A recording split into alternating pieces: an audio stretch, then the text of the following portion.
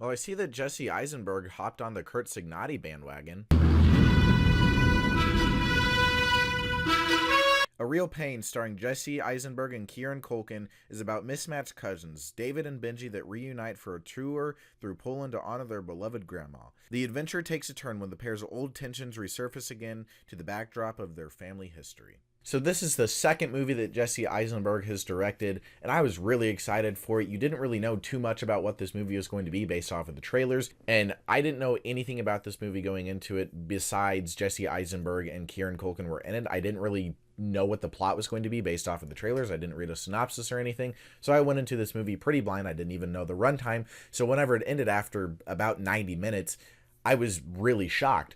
But the movie does everything that it needs to in those 90 minutes, and it's really effective at getting the message that it's trying to get across to you, and it is honestly just one of the best experiences in the movies that I've had this year because of how quick it is, how to the point it is, and how much this movie makes you feel. You get an understanding of David and Benji's relationship pretty early on in this movie, and then you see the cracks in the parts of it, and you get filled in on the history of the two of them throughout the movie. And Jesse Eisenberg and Kieran Culkin really do a great job of displaying the lack of chemistry that there is between the two of them, and how abrasive and upfront and honest Benji is versus David, who is very timid, shy, very soft-spoken, doesn't really want to put himself out there. He's very introverted, doesn't really show too many emotions, and keeps everything bottled up inside of him.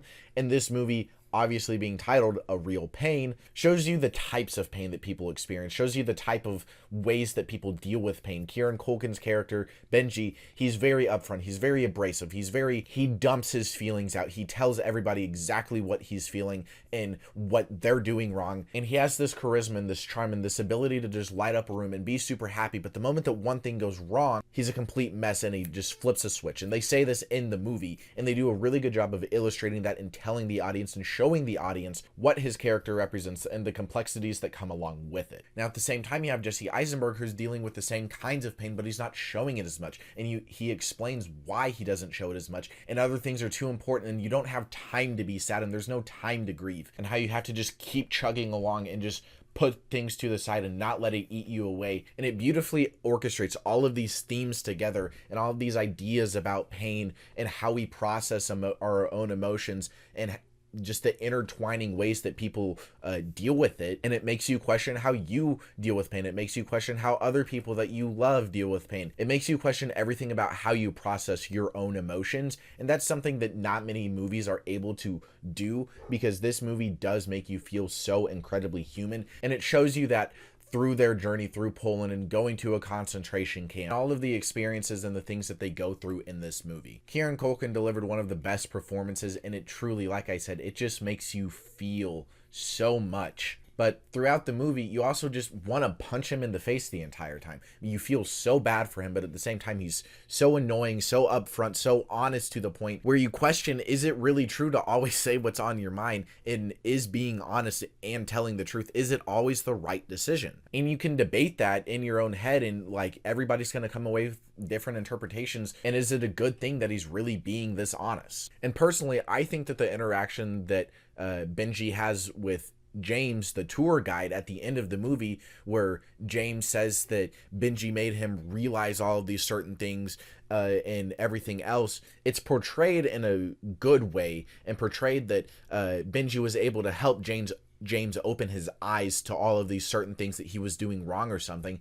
But at the same time, he's in this echo chamber because he doesn't hear the other side of it and what he was doing right the entire time. So it's kind of hard to dance around that conversation that they have at the end of it without getting into spoilers. But I think that the honesty that Benji shows, there needs to be another form of honesty showing the good that he does, and then finding somewhere in the middle ground, finding that gray area where he can balance everything. Because if you were to go see James on another tour guide, he's probably going to overcorrect. So overall, this movie does a fantastic job orchestrating all of its complex themes with a bunch of really interesting characters and interesting conversations that they have about religion, about pain, about suffering, and about what all of these characters are going through and why they're on this tour trip through Poland.